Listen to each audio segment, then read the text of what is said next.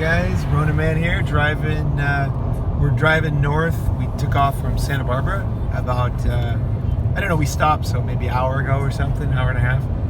And we're just driving up north. We're gonna go up to Santa Cruz and shoot some videos with a very good friend. And we're just talking about, we were having a great conversation actually, talking about fathers and sons.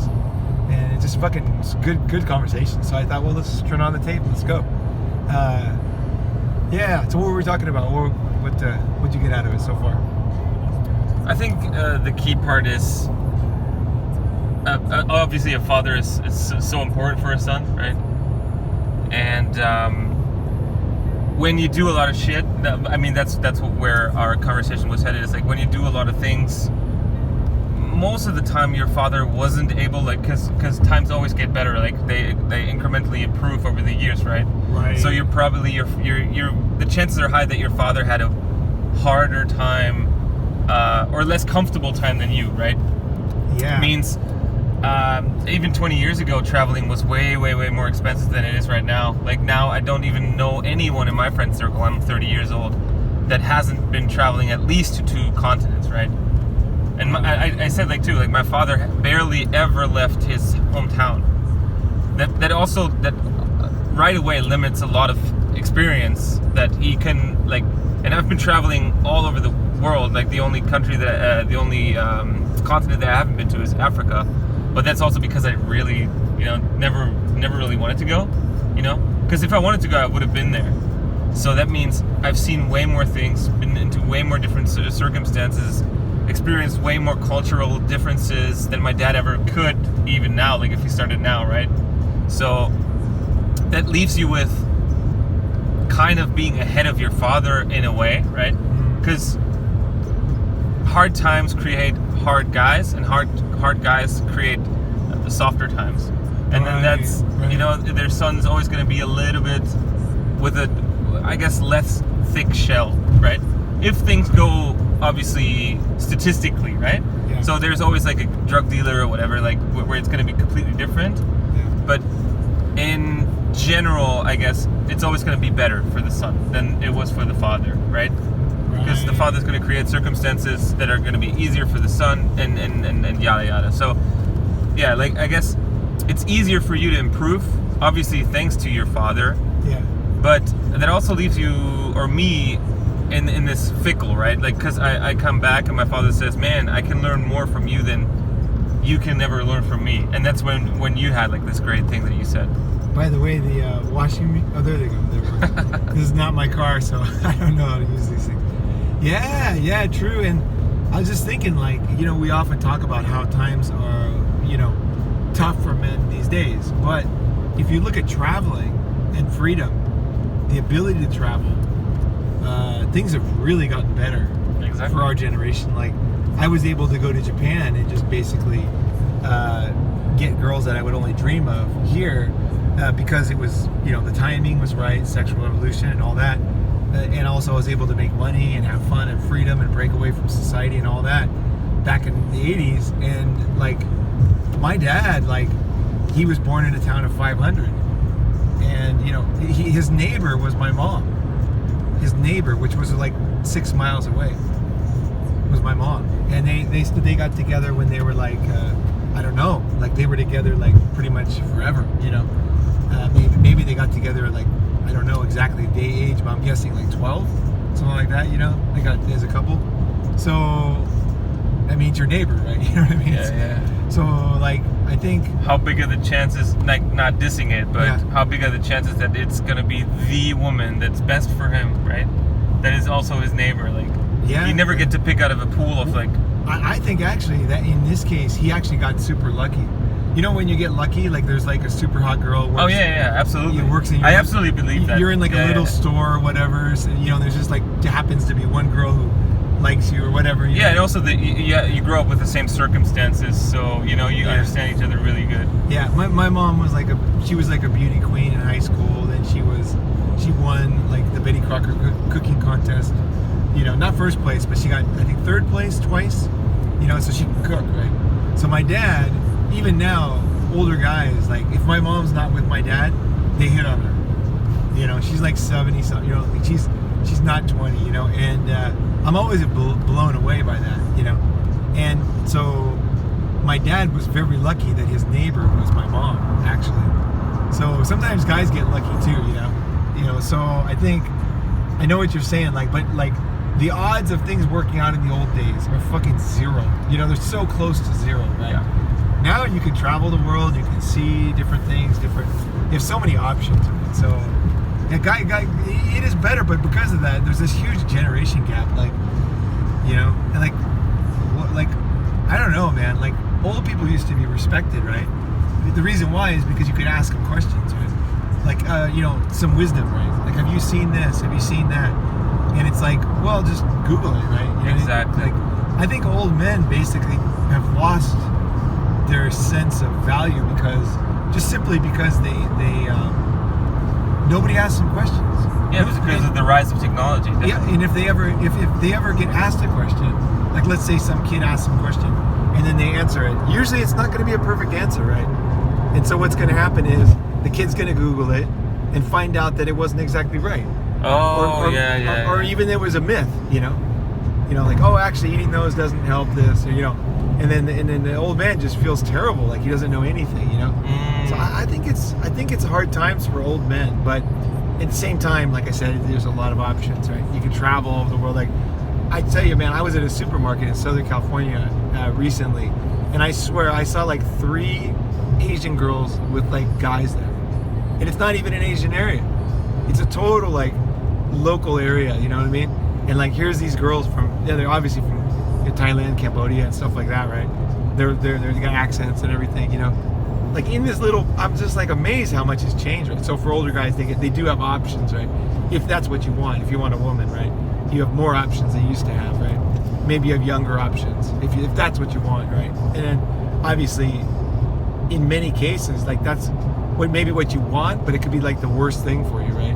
Where it just ends up fucking ruining your life.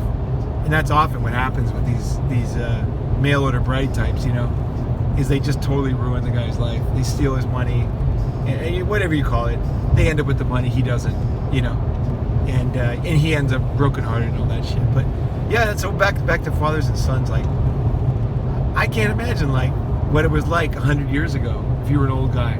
I'm sure people sat around the fucking campfire and listened to you. Yeah, and absolutely. You said, hey, you were basically Google, man. You were the internet. Because right. You've seen things, you know more people and all that. Yeah. You've seen the crops a million times, you know, ripen, and you know that, you know, this time of year, this type of storm. I mean, that's the reason why it incrementally improved. You listened to the stories of other people, and you try to avoid their mistakes, you know.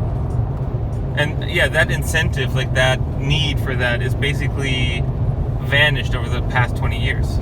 I think this is a very sad thing for men. I really think this is a tough thing for this generation, like the baby boomer generation. You know, they weren't ready for it. Like we're going to be ready for it. Yeah. You know, if I have a kid or whatever and I'm old, I'm going to already know what's up. Like they're not going to have to ask me questions about how many continents there are and how deep the ocean is and, you know, like, exactly, you know, how to do this or how to tie their shoes. Like they're just gonna watch a YouTube video. Exactly. So you're gonna be able to find a new form of relevance. Right. So like, yeah, and so, but that's unspoken, right? It's just unspoken. Nobody. Like I think that men, I would say 100%, men would be more hurt by this than women. This is the thing. This is a guy's role.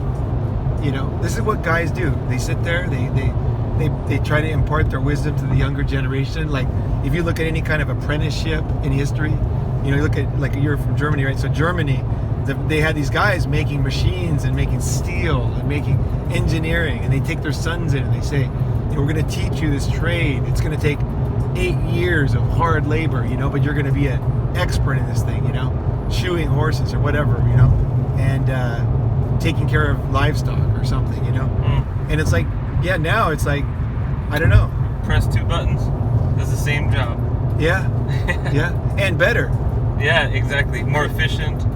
You don't have to spend like 7 weeks learning it. It's basically like one online course that takes 15 minutes or something, right? Yeah. You press the right button. Right. So there goes a whole lifetime of work. It's just been improved in a fucking split second, right?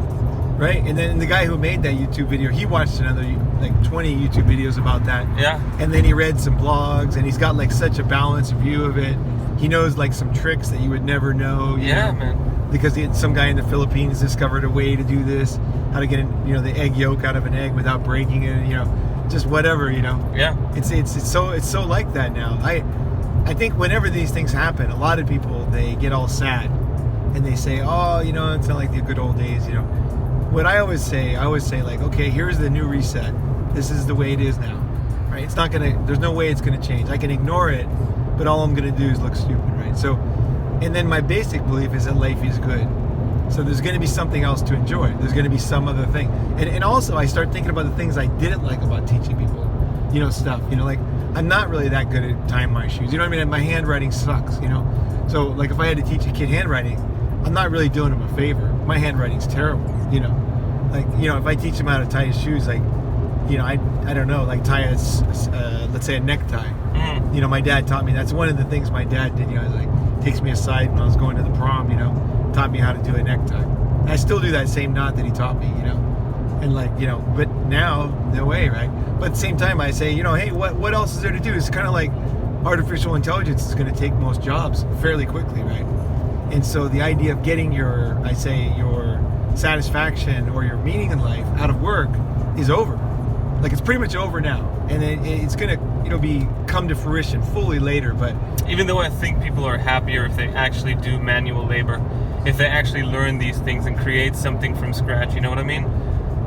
Well, you can say that, but I would say no. I would say we don't know. Like we don't know what's gonna happen. Maybe. Well, if you study tribes, usually how the worse the whole society was off, the better the people actually felt. Like in war times, these people actually felt way better because they had community, right? They were relying on each other. They were like real neighbors. They were actually they were really like talking to each other, relying on each other. This guy has to take care of this. We have to take care of this. So like I think that drives people apart. Like this whole making everything automatic, making everything incomplicated as possible and stuff like that. Because we said it as well. Like clerks, people that work at stores that don't have to really do much more anymore. They're so bored and they look so lifeless. You know what I mean? I think that everything logically you said is true, and every example is perfect, right? It's absolutely the case. But the way I look at it is different, actually, very different. Okay. The way I look at it is like I've never had a regular job.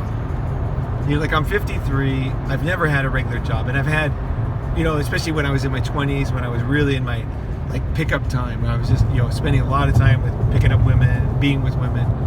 I didn't have a job, and I remember a lot of people telling me like, if you don't have a job, like if you don't have anything to do all day, it's like your mind is like the devil's playground or something, right? And I'm gonna like start thinking, bad things, or drinking too much, or taking drugs, or I'm just gonna be lazy. I'm just gonna sit around. I won't get out of bed. And there was all these dire predictions that people made, and a lot of people were very sincere about what they said. Like they had personal examples, and they really struggled. These weren't like, some of them were meaningless, but a lot of them were like heartfelt, trying to help me things, right? But what I did was I learned that. Well, I just learned so many things. It's kind of like Steve Jobs when he does that speech in Stanford, how he went to these classes he didn't belong in. He learned calligraphy, which brought it into the Mac, which brought it to Windows, which the reason we probably wouldn't have nice printing if it wasn't for Steve Jobs taking that course, right? And there's a lot of things like that. So what happens is you wander when you don't have a job. You wander, and when the Buddha, it's a good example, is when the Buddha left. Okay, the Buddha's story is that he was a rich kid, right, in this walled castle, and one day he was out with his servant, and the servant, they were walking along the regular city. They got out of the walls, and then he saw somebody who was limping. He said, "What's wrong with him?" He says, "Well, he's dying." He says, "What's that?" The kid didn't know. So I think that the kid that he went out, right, he saw his shit. He's like, death and fucking fighting and starvation, and he's like, I got to get the fuck out of this place, right? I can't spend my life in this closed castle. I have to go out. So he went out, and then he didn't have anything to do. And so he sat under a tree and he just sat there and he fought with his demons, you know. And I'm not religious at all. I just take the ideas that I like, you know. But I really like the story. It's a great story. So he sat under a tree, and then he basically couldn't get anywhere. So then he started asking people what to do. So some people said to, you know, be in the freezing cold water, and, you know, freeze yourself in the water, and then you'll deprive yourself of food and sleep, and he tried all these different things, you know, to reach enlightenment, but he couldn't do it. And then finally he just sat under the tree, just fucking sat there, and all the demons that he had in his mind, they came up, you know. You should be doing this, you're stupid, you made a mistake, you know, you're an idiot, you're too short, you know, whatever it is he was thinking. But just all his demons in his mind. There's paintings of this, you know. And then finally he realized that, you know, he was enlightened. I don't know, he sat there for like 2 years or something, you know. And then he was enlightened, and he realized all the things that go into the tenets of Buddhism, and he wouldn't have reached any kind of, you can't think when you're too busy. Your mind doesn't work, you know what I mean? Like when you're just too busy running around, you don't have time, you know. Buddha is a perfect example of why free time is not bad, and losing meaning can be gaining meaning. You know, he might have thought he had a lot of meaning from cutting trees if he was doing that, right? That is absolutely true. I think what maybe you're forgetting about is that the society right now, and especially the entertainment business right now, is designed so you don't have to be bored for 1 second a day. And you know what I mean? Like, so. Well, but I avoid that. Yeah, of course you do. You do. But we're obviously have to talk also about like a more general kind of vibe, right? Like a more general kind of vibe, because that's what. It's a great point, though. Yeah, that's where what dictates the future, basically. So like this mindless work leaves you with like you come home and there's no need for you to learn. Basically, there's no need. You know what I mean? So because you have so many distractions at hand, like at one click away, you can watch like a full series when you're home, or like 7 seasons of your favorite show. And if that bores you, you can play 15 games. And then if that bores you, you can do this and that. You can, you know what I mean? Okay. So, here's what I say. I went through that actually. Okay. I went through when I was in Tokyo. I used to every night I would get a movie every night, and sometimes 2 or 3. So I'd get home from work, I'd leave work at 9 or whatever, and I would get home, and then I would just sit there and watch at least one movie in full, and then bone some shit and go to sleep. That was what I did in my 20s. And we'd watch it together, you know. And I started to, you know, they had these, like, it was a video rental store, right? And they were pretty big and good, but I got to the point where I remember looking and realizing I had watched all the movies. Like pretty much all of them, like even the ones that I would never want to watch. I just kind of like one day I was bored and I got this chick flick, or I got this older black and white movie that I heard was good that I know I wasn't gonna like, you know, whatever. I had watched everything, and I had to go through the whole store into the 1974 TNA movie to find a movie that I actually didn't know what it was about, hadn't seen it, and it was like incredible to me. And that was when, so it was like through the, what is that one, the palace of excess, it was the palace of wisdom. Oh yeah. What's that quote? Yeah, it leads to the palace of wisdom. Yeah, basically excess. Road of excess leads to the palace of wisdom. Yeah, so like excess leads you to be forced to learn and to change. So what I did with movies is I watched a lot of movies, you know, and I had no one to watch me, a single guy, no one to tell me what to do. I enjoyed the movies at the time.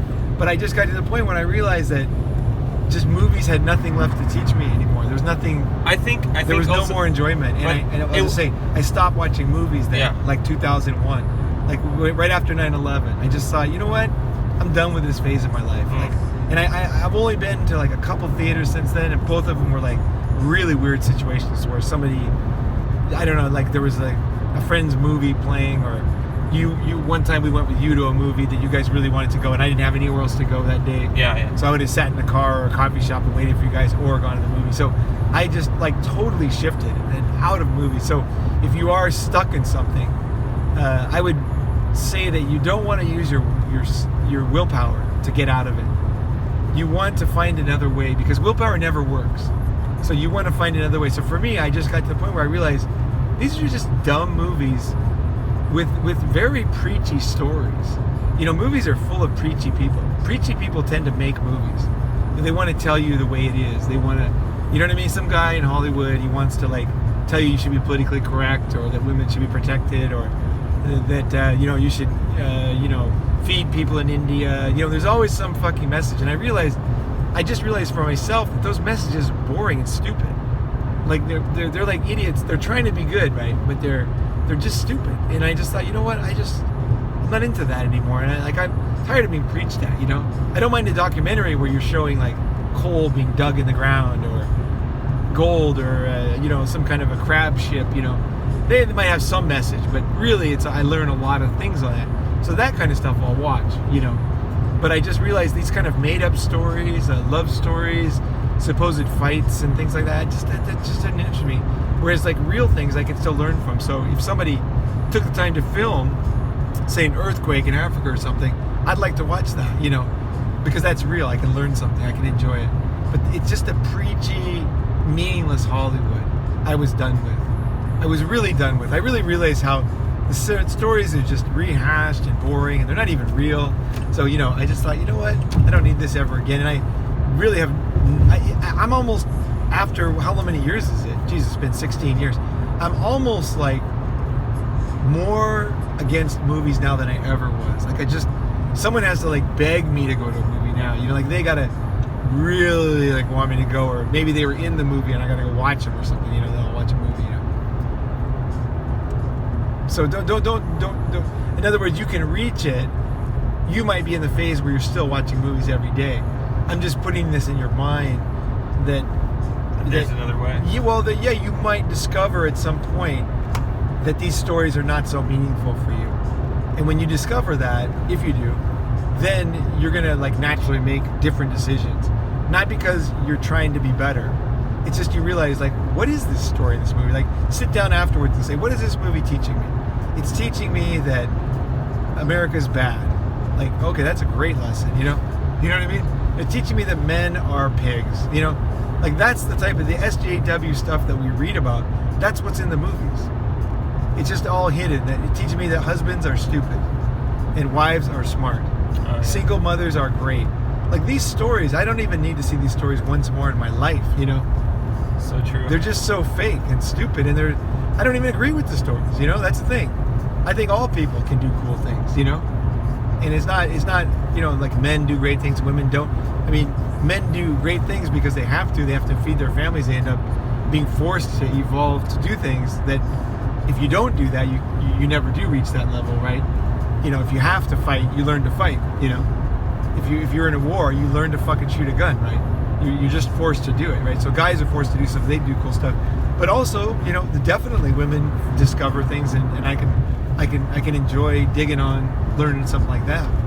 But this fake stuff, this fucking preachy bullshit, SJW, I can't even hardly watch a lot of TV now. It's like, it's not just that it's boring, it's brainwashing me to think it's always about men being bad, or not paying attention to women, or like needing to spend more time thinking about women, and it's just so stupid. Meanwhile, like 83% of like deaths and suicide are men. Nobody even cares. Like, how many movies are about that? I wouldn't mind seeing a movie that talked about that. Like, I really enjoyed the Red Pill movie, but that was more of a documentary. But like these average movies, maybe if I put that in your mind, that might help. Because once you start looking at these things, you think, what is this fucking bullshit? You know what I mean? Mm. So I guess with all the technology that we have now, we tend to forget that there's so much more to learn from other humans, right? With all these distractions that we have, well, like, we can fill every hole of time that we have, which we obviously shouldn't do. The way you just talked about it, like, it makes so much sense, right? Like, you shouldn't just mindlessly fill every hole that you have with hole of time that you have with information or whatever, I think it's the thing, just to end that one, is like the stories. Just think about the stories they're teaching you. You know what I mean? Yeah. And same with your girlfriend. Like, what do you want her watching? If you have a girlfriend, right? Mm-hmm. Or if you have a brother, what do you want them to watch? What would you, if you had a son, what would you want him to watch? I think generally it's important for guys, especially young guys, to be more picky about what they let into their brain. And like I just said, also be open to the possibility that you can still learn a lot from someone that like supposedly knows less about technology, for example. But if you put yourself in a car with this guy, like I am right now with Ronin Man, I learned so much. Even obviously, I know a lot more about technology. I know a lot more about Netflix, about all these zeitgeist kind of things. But I like to feel stupid at times, because that shows me that human connection is very, very important. You know, listening to older guys, hearing their ideas and experiences especially, is something that you cannot get through technology. Like there's no way you can download the experience of a 50 plus guy into like a 20 plus guy, right? Right. There's, I would say two things. Like, one is that there is, I mean, you have to be choosy, but there definitely are human experiences that teach you stuff that you could never learn on the internet. That's one thing. And then also there's customized things that you can learn. Like when you're talking to a real human being, like when you're watching a YouTube video, he doesn't know who you are. You know, he's not, I mean, we try to, like, I read all the comments, I mean, but if you look at a movie or whatever, they're not watching you, right? I think actually a YouTube channel is a little different, because you do watch and you know who's on. Like, I know Timmy Kramer's listening, right? I know certain guys, I know they're listening, right? So, and Timmy, hey, how you doing? Good to see you. You know, at the same time, like, you need sometimes personal advice. You know, you need something that's like Tailored to you. You got a problem and you need some help, and it might be a very unique problem. It looks the same, but it's just got this one subtle thing which changes everything, right? You know, so that's one thing. Like whenever I search for information online when I'm overseas, like how to do this, Amazon or whatever, it never works overseas, because they all the information is written for people inside America. Yeah. So I get to the point where I'm like, fuck, nothing online teaches me what I need to get some stuff done in Japan or China or Thailand or whatever, you know? So yeah, you need custom information, especially when it comes to your fucking life, right? And if you're near somebody, if you have other cool friends, or your dad is cool, he actually knows your body, he knows what diseases you're susceptible to, he knows who's in the area, what kind of people, he knows about them, he might see them more wisely than you, he might be able to see that they're scammers. And he sees the patterns that you go through, the mistakes that you tend to make. Right. That's a big one. We make the same mistakes over and over until we process it, right? Yeah. And somebody near you is like, wait, you're doing it again, you know? Yeah. And then you're like, oh no, am I? No way. You know, not again. You know, and there you are, right? All right, we're gonna wrap it up here. We're getting up to San Luis Obispo. Pretty darn cool area. The ocean is beautiful down there. If you can see that, palm trees and everything. And we're gonna be down there. It's a little bit cloudy, but it's definitely nice. Nice weather up here. So I love it coming up here. Hey, thanks for being on, man. That was awesome. For sure, dude. All right, guys, thanks for listening. If you haven't already, subscribe to the channel, comment, you know, join the discussion. Don't just watch. Like, ask questions. And if I make a mistake, comment. You know, I'm not here to be right. You know, I'm here to learn too. You know, I want to grow. I want to learn, and that's what this whole thing's about. So thanks for watching. Thanks for being here.